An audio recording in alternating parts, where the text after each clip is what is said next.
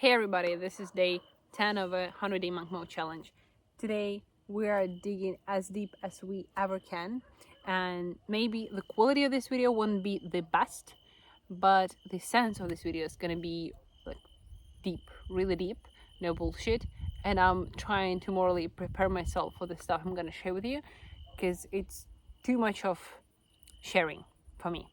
I'm not used to that, but that's gonna help you, so let's do that.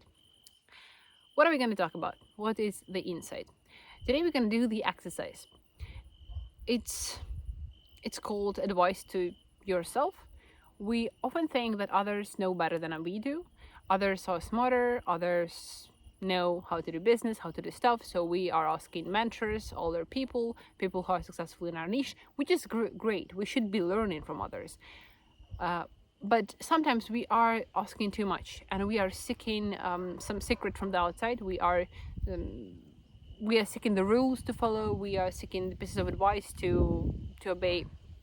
Now, what if we ask ourselves? What if we know all the answers, and it's true? Most likely, you know all the answers. You're just not confident enough in them. How to do that? So you're gonna play two roles. You're gonna play 90-year-old self and yourself at the age you currently are at, and you're gonna ask those that 90-year-old self, what piece of advice would you give this young boy or girl? That's what I did on my own while I was listening to one of the podcasts. Maybe that was Modern Wisdom by Chris Williamson, or maybe that was by something by Stephen Bartlett. I do not remember. I just remember that I wrote down this exercise and I wrote down pieces of advice for myself that I have to keep and follow. And I would really, which is weird, like how to do that, but I really imagined myself being 90 years old, and I imagined myself giving advice to my younger self from the outside, from the side, just objectively looking at things. And these are the pieces of advice and the steps that I wrote down for myself to success, which is weird. That's why I'm saying that I'm really nervous for oversharing this stuff with you. But let me read that. Some of the things I'm obviously skipping. So, number one, I'm skipping. Let's keep something private. Another piece of advice. You have to close and get rid of projects that don't make you money as soon as possible. It makes sense. I have to close the projects that are not giving me money because my goal right now is money. Now, you can do recording videos and tube for hobby, but they won't make you money. They are secondary, so keep them in the evening. It's okay. What I mean by that? Me recording this video, it's not actually the rule of the monk mode. I can just skip that, but I'm doing that on a daily basis.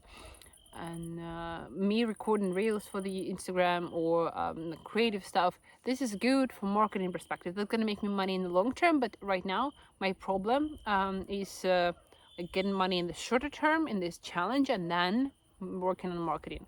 Then I can afford delegation.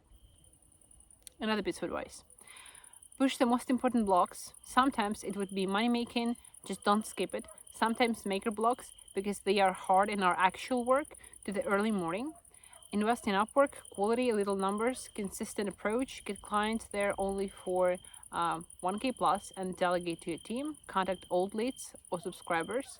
And these are the first steps that I would objectively have to take on to make the first money, right? Like have that lead generation and sales process on maker time every day in the first 4 hours when I have the most energy, and work more on the warm leads, because we've been testing in the agency cold lead generation and warm lead generation. Warm works far better, but it costs more, so it would rather invest much more money in Upwork at the moment. But in the long term, we should be focusing on the cold lead generation. Another piece of advice. While others work on design, invest in marketing and finding more clients, create the flow, calculate the numbers you need to keep afloat. That's about business. Another piece of advice. ask ChatGPT how to contact rich people.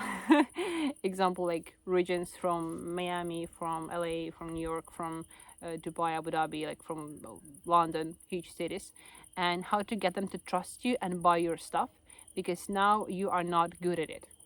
And honestly, I don't have personal connections with that, and that's what's stopping me.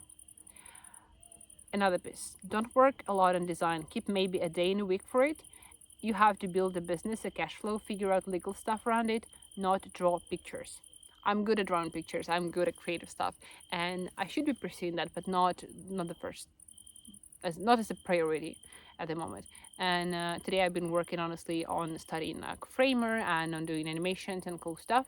It looks really great, and I see how we can level up our cost of our websites. So there are websites for $500, for $5,000, and for $50,000. And I want myself and my team to learn how to do $50,000. Honestly, we do at the $5,000 level, but not at the $50,000 level. And we want to get that. We want to get there, and we will.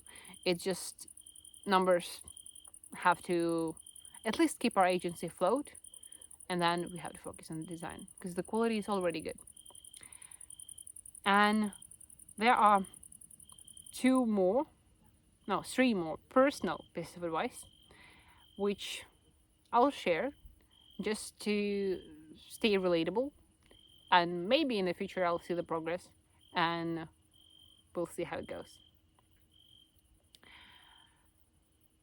I'll be a bit vague about the first one. Don't be ashamed of not reaching certain milestones in your life. For example, one of the old milestones that I'm ashamed of is not having driver's license. Your goal is bigger and louder than all these peoples around, right? So there are a lot of people around me in my circles, in my friends, and everybody. And I will obviously compare myself to a lot of people. And I'm not saying anybody is better or worse. It's just sometimes I do not have smaller milestones that others already have, right? But I do understand that these are not my goals. Like having driver's license, it has never been my goal. Financially, I understand that they are first financial like achievements that I should do rather than buying a car, rather than having the driver's license, and I don't have the necessity for that. But I do sometimes think that I'm worse than others because of not having it, which is stupid. But that's the personal stuff I'm sharing here.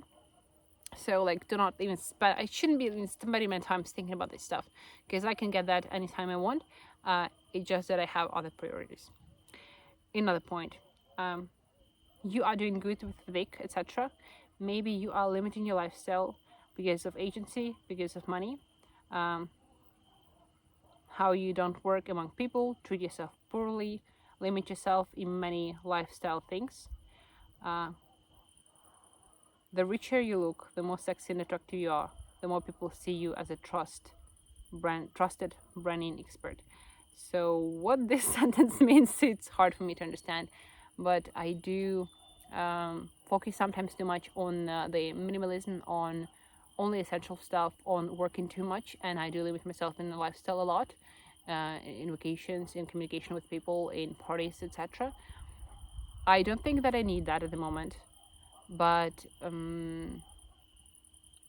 in the future, in a year or so, I should be letting myself like more off the hook, giving myself some periods of freedom. And the last piece of advice is way too personal. It is about the personal life and relationship, so I don't know if I should be sharing that. But the ultimate idea is that I have to keep going, that I am on the right path in terms of my goal and values in life, in terms of my physique, in terms of financial values, in terms of family and friends. I just have to keep going and trust the process, fuck the mood and follow the plan, and be patient, work on your stuff, and just keep quiet. So these are the pieces of advice. And I don't know what to say. These are way too personal pieces of advice that I've given myself, and I try to live by them right now. This is like an inner dialogue that I had. It helps. It helps because when you are thinking from your really small perspective of just one day or a couple of days at the business, at the projects, you might be either too disappointed because things are not haven't like went well that particular day, and you might be too happy just because things went too good that particular day. In the long perspective, it doesn't matter, and sometimes you have to step back, look at stuff objectively from other person's view, and the the the great benefit of this exercise is the fact that you know all of your darkest, deepest secrets. You know your public, private, and secret life, and you do not have to tell all of your life to some stranger, to another person to get this piece of advice. You just have to ask yourself objectively and honestly, what would you recommend, like, or suggest you have to do? What would you, what advice would you give to your own self? And that's going to be the most true, the most valuable piece of advice that you have to remember and stick to. It's hard for me to stick to those pieces of advice. They are way too honest, way too direct. But these are mine. I have nobody to blame. So this was the exercise insight from day 10. It's already day 10. And if you think about this, I did 1/10 of the whole challenge. I'm shocked. It's 1/10. It looked for me as too long of an exercise, and now it's really short. That was it for today. I'll see you tomorrow, and thanks for watching. Bye.